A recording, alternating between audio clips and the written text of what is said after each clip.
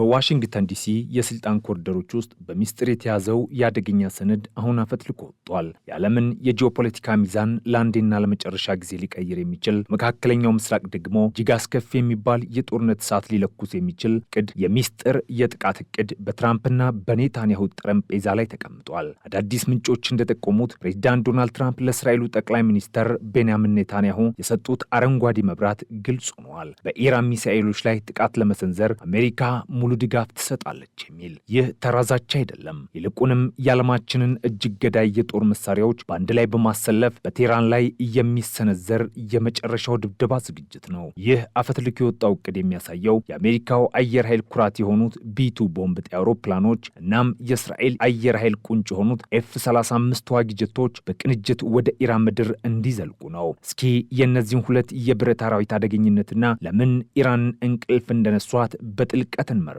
አንደኛውና ዋነኛው ቢቱ ስፕሪት የተሰኘው የአሜሪካ ስልታዊ ቦምብ ጣይ አውሮፕላን ነው። ይህ አውሮፕላን በሰው ልጅ የታሪክ ሂደት ውስጥ ከተሰሩ እጅግ ውስብስብ የቴክኖሎጂ ውጤቶች አንዱ ነው። ቢቱ ስውር መልአክ ተብሎ ይጠራል። ምክንያቱም የግዙፍ አውሮፕላን በጠላት የአየር መከላከያ ራዳሮች ላይ ሳይታይ በሺዎች የሚቆጠሩ ኪሎሜትሮችን የመጓዝ አቅም ስላለው ነው። ቅርጹ ልክ እንደ ሰፊ የሌሊት ወፍ ክንፍ ሆኖ የተሰራው ቢቱ የራዳር ሞገዶችን መልሶ ወደ ላኪው እንዳይመለሱ አድርጎ የመበተን ወይም የመምጠጥ ልዩ ችሎታ አለው። የቢቱ ትልቁ አደገኝነት ግን በመደበቅ ችሎታው ላይ ብቻ አይደለም፣ በሚሸከመው የጥፋት ማዕት ላይ እንጂ። የአውሮፕላን ኤምኦፒ ተብሎ የሚጠራውን በአማርኛው ከመሬት በታች ዘልቆ ገብ መዶሻ ሊባል የሚችለውን 30,000 ፓውንድ የሚመዝን ግዙፍ ቦምብ ለመሸከም የሚችል ብቸኛው አውሮፕላን ነው። ኢራን አብዛኛዎቹን የኒውክሌር ማብለያ ተቋሞቿንና የሚሳኤል ከተሞቿን በመቶዎች የሚቆጠሩ ሜትሮች ከመሬት በታች በጠንካራ አለቶች ውስጥ መቅበሯ ይታወቃል። ማንኛውም ተራ ሚሳኤል እነዚህን ተቋማት ሊያፈርሳቸው አይችልም። ቢቱ ግን ከከፍተኛ ከፍታ ላይ ይህንን ግዙፍ ቦምብ ሲለቅ ቦምቡ ተራራን ሰንጥቆ ኮንክሪትን አድቅቆ ከመሬት በታች ያሉትን ሚስጥራዊ ላቦራቶሪዎች አመድ የማድረግ አቅም አለው። ትራምፕ ቢቱን ወደ ቀጠናው እንዲንቀሳቀስ መፍቀዳቸው ለኢራን የተቀበራችሁበት ቦታ ሁሉ ደህንነታችሁ የተጠበቀ አይደለም የሚል አስፈሪ መልእክት አለው። ከቢቱ ጋር አብሮ የሚሰለፈው ደግሞ የእስራኤል አየር ኃይል ኤፍ-35 አዲር የሚባለው ነው። አዲር ማለት በዕብራይስጥ ቋንቋ ኃያሉ ማለት ነው። ኤፍ-35 አምስተኛው ትውልድ ተዋጊ ጄት ሲሆን በዓለም ላይ ካሉ ጄቶች ሁሉ እጅግ የረቀቀ የኤሌክትሮኒክስ አንጎል አለው። የዚህ ጄት አደገኛነት ከራዳር የመሰወር ችሎታው ባሻገር እንደ ሰማይ ሰላይ ሆኖ ማገልገሉ ነው። ኤፍ-35 የኢራንን የአየር መከላከያ ስርዓቶች እንደ ሩሲያው ኤስ-300 ወይም ኤስ-400 የራዳር ሲግናሎችን አድኖ በመጥለፍ ሳይተኩሱ እንዲቀሩ ወይም እንዲታወሩ የማድረግ አቅም አለው። በዚህ የሚስጥር እቅድ መሰረት ኤፍ-35 ጄቶች ቀድሞ ወደ ኢራን አየር ክልል በመግባት የጠላትን ራዳሮች ሽባ ያደርጋሉ። የአየር መከላከያ ጣቢያዎችን ይደበድባሉ። እናም ለታላቁ ቢቱ ቦምብ ጣይ አውሮፕላን መንገድ ይጠርጋሉ።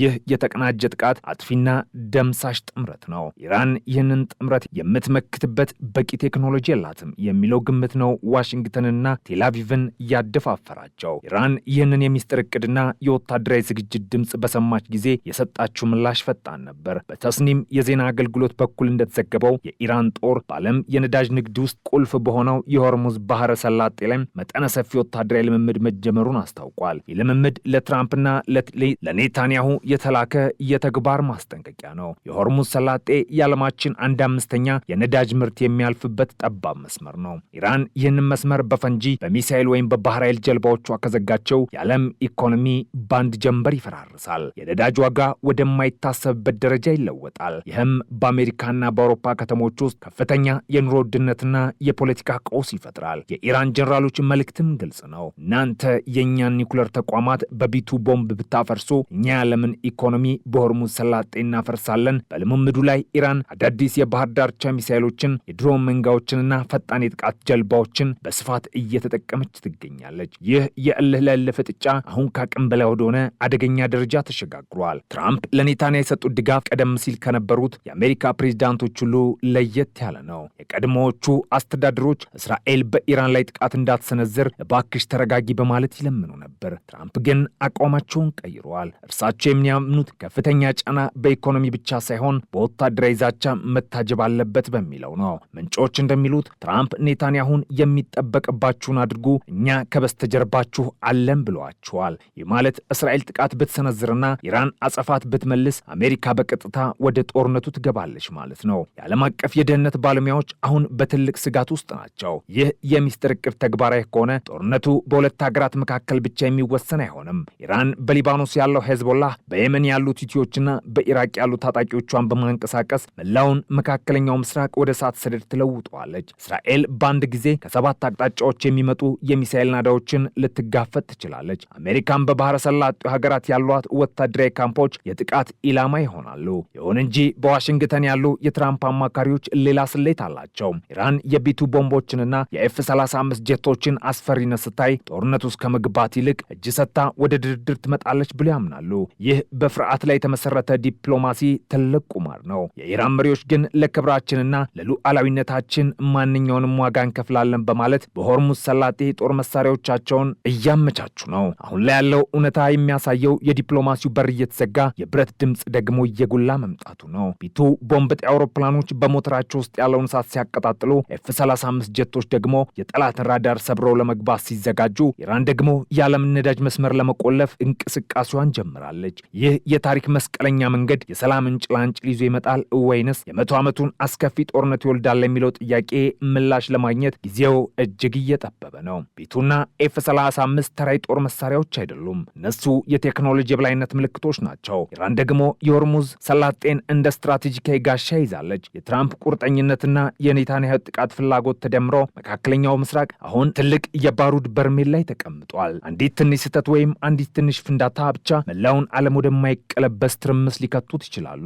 ቢቱ ስፕሪት አውሮፕላን አንድ ጊዜ ብቻ ነዳጅ ሞልቶ ከ11000 ኪሎ ሜትር በላይ መብረር አቅም አለው። ይህ ማለት ከአሜሪካ ምድር ተነስቶ ኢራንን ደብድቦ ያለምንም እረፍት መመለስ ይችላል ማለት ነው። የዚህ አውሮፕላን ዋጋ ብቻውን ከ$2 ቢሊዮን በላይ ነው። አሜሪካ ያሏት ቢቱ አውሮፕላኖች ጥቂት ቢሆንም እያንዳንዳቸው ግን የአንድን ሀገር ወታደራዊ መዋቅር ሙሉ በሙሉ የማውደም አቅም አላቸው። የኢራን የአየር መከላከያ መኮንኖች በራዳር ስክሪናቸው ላይ የሚያዩት ምንም ነገር ሳይኖር በድንገት ከሰማይ የሚዘንበው እሳት ግን የጥፋቱ ምልክት ይሆናል። የኢራን ትልቁ ስጋት ደግሞ ፎርዶ የተሰኘው የኒውክለር ማበልጸጊያ ጣቢያ ነው። ይህ ጣቢያ በተራራ ውስጥ 80 ሜትር ዘልቆ የተገነባ ነው። ተራ ሚሳኤሎች ተራራውን ቢመቱትም ውስጥ ያለው ላቦራቶሪ አይነካም። ነገር ግን የቢቱ ፔኔትሬተር ቦምቦች ሲለቀቁ ልክ እንደ መሬት መንቀጥቀጥ ተራራውን ሰንጥቀው በመግባት ውስጠኛው ክፍል ላይ ፍንዳታ ይፈጥራሉ። የቴክኖሎጂ ነው እስራኤልን በአሜሪካ ላይ ጥገኛ ያደረጋት። እስራኤል ኤፍ-35 ቢኖራትም እንደ ቢቱ ያለ ግዙፍና ተራራ ሰንጣቂ ቦምብ የመሸከም አቅም ግን የላትም። ስለዚህ የትራምፕና የኔታንያሁ ሚስጥራዊ ዕቅድ የአሜሪካን ጡንቻና የእስራኤልን ቅልጥፍና ማቀናጀት ነው። በሌላ በኩል ኤፍ-35 አዲር ለኢራን ሌላ ፈተና ነው።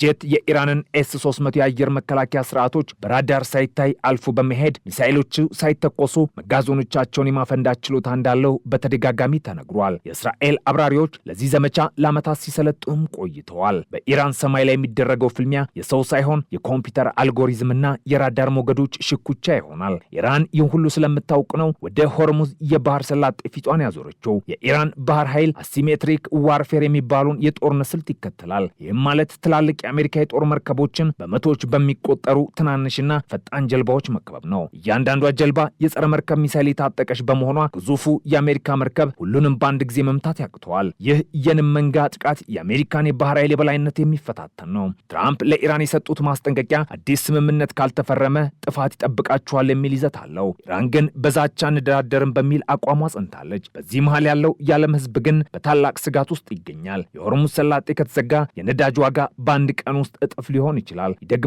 በኢትዮጵያም ሆነ በሌሎች በማደግ ላይ ባሉ ሀገራት ላይ የዋጋ ግሽበትና የኢኮኖሚ ውድቀት ያስከትላል። ይህ የሚስጥር የጥቃት እቅድ አፈትልቆ መውጣቱ በቴህራን ወታደራዊ ማዘዣ ውስጥ ትልቅ ድንጋጤን ቢፈጥርም የኢራን ጀነራሎች ግን ለጥፋት ቀን ዝግጅታቸውን ለዓመታት ሲያደርጉ ቆይተዋል። ኢራን በመላ ሀገሪቱ በሺዎች የሚቆጠሩ ኪሎ ሜትሮች ርዝመት ያላቸው የመሬት ውስጥ ዋሻዎችንና የሚሳኤል ከተሞችን ገንብታለች። እነዚህ ከተሞች ከመሬት በታች እስከ 500 ሜትር ጥልቀት ያላቸው ሲሆን በውስጣቸውም በመቶዎች የሚቆጠሩ የረዥም ርቀት ሚሳኤሎች ለተኩስ ዝግጁ ሆነው ተቀምጠዋል። ቢቱ ቦምብ ጣይ አውሮፕላኖች ተራራውን ቢሰነጥቁት እንኳን ኢራን ባጸፋው የሚተኩሳቸው ዘልፋቀርና ሃይበር ሻኻን የተባሉ ገዳይ ሚሳኤሎች አሜሪካን በቀጠናው ከባድ ዋጋ ሊያስከፍሏት ይችላሉ። የአሜሪካው ቢቱ ስፕሪትና የእስራኤሉ ኤፍ-35 አዲር ጥምረት ግን ለኢራን እጅግ ፈታኝ የሆነው በቴክኖሎጂያቸው ፍጹም የበላይነት ምክንያት ነው። እነዚህ ቢቱ ስፕሪት አውሮፕላን ተራ አውሮፕላን አይደለም። እርሱ የበረራ ክንፍ ተብሎ የሚጠራው ልዩ ዲዛይን አለው። የአውሮፕላን ጭራ የለውም። ይህም የራዳር ሞገዶችን ለመበተን ትልቁ ሚስጥሩ ነው። የአውሮፕላኑ ገጽታ በልዩ የካርበን ፋይበርና የራዳር ሞገዶችን በሚመጥ የተሸፈነ ነው። ቢቱ በአየር ላይ በሚበርበት ጊዜ የጠላት ራዳሮች የሚያዩት አንድ ትንሽ ወፍ ወፍ ወይም ደመና እንጂ ግዙፍ የጦር አውሮፕላን አይደለም። ትልቁ አደገኝነቱ ደግሞ ኤምኦፒ የተሰኘውን ቦምብ መሸከሙ ነው። ይህ ቦምብ ከሰማይ ተለቆ መሬት ሲነካ አይፈነዳም። ይልቁንም ልክ እንደሚስማር መሬቱን ሰንጥቆ በመግባት እስከ 60 ሜትር ጥልቀት ድረስ ይዘልቃል። ከዚያ በኋላ ነው ውስጥ ያለው 2000 ኪሎ ግራም ፈንጂ የሚፈነዳው። ይህ ማለት የኢራን የመሬት ውስጥ መሽጎች በቢቱ ፊት እንደ ካርቶን ቤት በቀላሉ ይፈራርሳሉ ማለት ነው። የእስራኤሉ F-35 አዲር ደግሞ የጥቃቱ ቀዳሚ መሪ ነው። ይህ ጀት በዓለም ላይ ካሉ አውሮፕላኖች ሁሉ ይበልጥ የረቀቀ የኤሌክትሮኒክስ ጦርነት ስርዓት አለው። የአዲር አብራሪዎች የሚለብሱት የራስ ቁር ብቻውን $500,000 ያወጣል። ይህ የራስ ቁር አብራሪው በአውሮፕላኑ በኩል ወደ ታች እንዲያይ የጠላት ሚሳኤሎችን ከየትኛው አቅጣጫ እንደሚመጡ በስክሪኑ ላይ እንዲመለከት ያስችለዋል። F-35 ኢራን ውስጥ የሚገኙትን ራዳሮች ጃም በማድረግ ወይም የሐሰት ሲግናል በመስጠት ሩሲያ ሰራሽ የሆኑትን S-300 እና S-400 መከላከያዎችን ትጥቅ ያስፈታቸዋል። እስራኤል ለ F-35 ጀቶቿ የራሷን ልዩ ሶፍትዌርና የጦር መሳሪያዎች የገጠመች ሲሆን ይህም ጀቱ በኢራን ሰማይ ላይ እንደ ጥላ እንዲንቀሳቀስ ያደርገዋል። ይህ በእንዲህ እንዳለም ኢራን በሆርሙዝ ቀጠና ላይ የምታደርገው ወታደራዊ ልምምድ ዓለምን እያስገረመ ነው። የኢራን ባህር ኃይል የባህር ማዕበል የተባለውን ስልት እየተለማመደ ይገኛል። ይህ ስልት በአንድ ጊዜ በመቶዎች የሚቆጠሩ ድሮኖችንና ፈጣን ጀልባዎችን ወደ አሜሪካ የጦር መርከቦች በመላክ የመርከቦችን የመከላከል አቅም ማጨናነቅ ነው። ኢራን አሁን ላይ አቡ ማህዲ የተሰኘውን 1000 ኪሎ ሜትር ርቀት ላይ የሚገኝ መርከብን የመምታት አቅም ያለው ክሩዝ ሚሳኤል በባህር ዳርቻዎቿ ላይ አሰማርታለች። ይህ ማለት የአሜሪካ መርከቦች ገና የኢራንን ባህር ሳይነኩ ከሩቅ ሆኖ ጥቃት ሊሰነዘርባቸው ይችላል። በትራምፕና በኔታንያሁ መካከል ያለው ሚስጥራዊ ስምምነት ግን ከወታደራዊ ጥቃት ባለፈ የፖለቲካ ግብም አለው። ትራምፕ የሚያምኑት በኢራን ላይ የሚሰነዘር ድንገተኛና አውዳሚ ጥቃት በአገሪቱ ውስጥ ያለውን አገዛዝ መሰረት ያናገዋል የሚል ነው። ፍርሃት ትልቅ መነቃቂያ ነው የሚሉት ትራምፕ የኢራን ሕዝብ እናም ባለስልጣናት የመንግስታቸውን ምሽጎች